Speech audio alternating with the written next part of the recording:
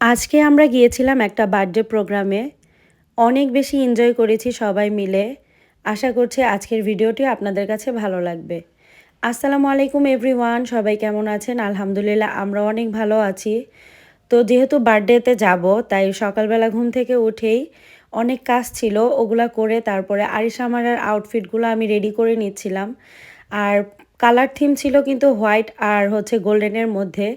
তো আমিও কিন্তু একদম রেডি হয়ে গিয়েছি সুন্দর করে, সব কিছু গোল্ডেন আর সাদার মধ্যেই পরেছি। তাই কিন্তু আমি গোল্ডের জুয়েলারিগুলোই ক্যারি করেছিলাম। আমায়রাকেও রেডি করে দিয়েছি। আর সে বাহিরে যাওয়ার আগেই জ্যাকেট পরার জন্য একদম অস্থির হয়ে যায়। কোথাও ঘুরতে যাওয়ার কথা শুনলেই সে জুতো আর জ্যাকেট নিয়ে ঘোরাঘুরি করে ঘরের মধ্যে। আর এই তো আমরা কিন্তু চলে এসেছি ভাবিদের বাসায়। গত ভ্লগে আপনারা অবশ্যই দেখেছেন যে আমি কি কি প্রিপারেশন নিয়েছিলাম। আমার ঘাড়ে কিন্তু বড় দায়িত্ব পড়েছিল। তো আজকে সবার রিভিউ শুনবো যে আমি যে রান্না করেছিলাম বিরিয়ানিটা আর চিকেন তান্দুরিটা সেটা কেমন হয়েছে। আর এইদিকে কিন্তু অনেক নাস্তার আইটেম ছিল। ভাবিকে দেখলাম একটা সুন্দর ফলের ডালাও সাজিয়েছে, আমার কাছে অনেক বেশি ভালো লেগেছে। আর এই যে আমার সেই রান্না করা বিরিয়ানিটা কিন্তু সবাই খেয়ে অনেক বেশি প্রশংসা করেছে, বলেছিল অনেক বেশি ভালো হয়েছে, একদম পারফেক্ট, একদম ঝরঝরা হয়েছিল বিরিয়ানিটা। আমি একটু নাস্তা করব, তাই চটপটি নিয়ে নিচ্ছিলাম। মেয়েদের তো সবচাইতে পছন্দের খাবার চটপটি, তো আমিও তার ব্যতিক্রম নয়, আমি চটপটি নিয়ে নিলাম। আর এদিকে লেমনেড ছিল, তারপর অরেঞ্জ জুস, স্ট্রবেরি জুস ছিল। আমি তারপর আমার বাচ্চাদের জন্য একটু তিরামিসুও নিয়ে নিচ্ছিলাম, কারণ আমার বাচ্চারা অনেক বেশি পছন্দ করে। আর আমায়রা যে এত বেশি বিরক্ত করেছে গতকালকে, মানে কি বলবো, ও শুধু আমার কুলে থাকতে চাইছিল।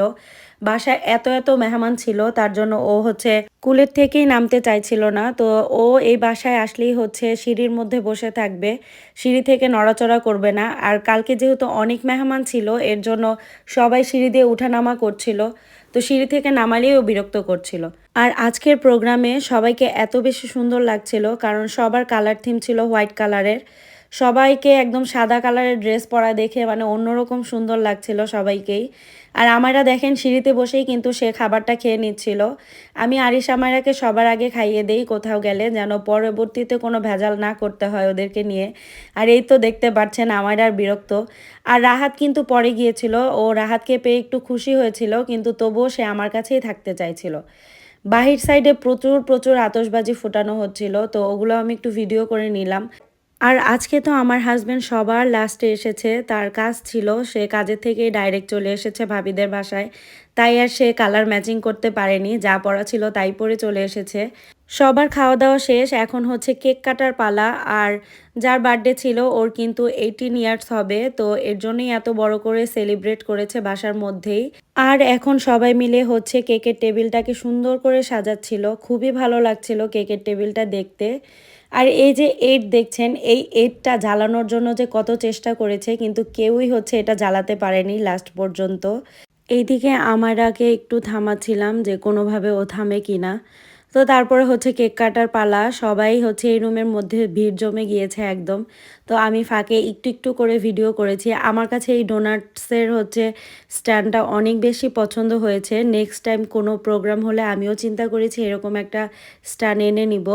আজকে আমার হাজব্যান্ড সবার লাস্টে আসার, কিন্তু সে সবার লাস্টেই খাবার খেতে বসেছে। আমার হাজব্যান্ড, আমার দেবর আর আর দুই একজন ভাই ছিল। তো ওরা খাবার খাচ্ছিল, এদিকে কেক কাটবে। তো আমি আবার এই রুমে চলে এসেছি। আর ওই যে দেখেন 18 ওয়ানটা জ্বালাতে পেরেছে, কিন্তু এইটটাকে কোনোভাবেই জ্বালাতে পারেনি। তো যাই হোক, এখন কেক কাটছিল। আর আমার ছেলে কেক এত বেশি পছন্দ করে যে সে টেবিলের সাথে একদম লেগেছিল যে সে কখন কেক খাবে।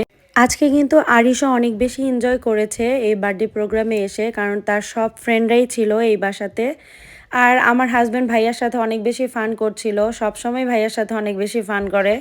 তো ভালোই লাগছিল। লাস্টের দিকে আমি আমার হাজব্যান্ডের সাথে একটু পিকচার তুলে নিয়েছি, কারণ ওর সাথে কোনো ভিডিওই করা হয়নি।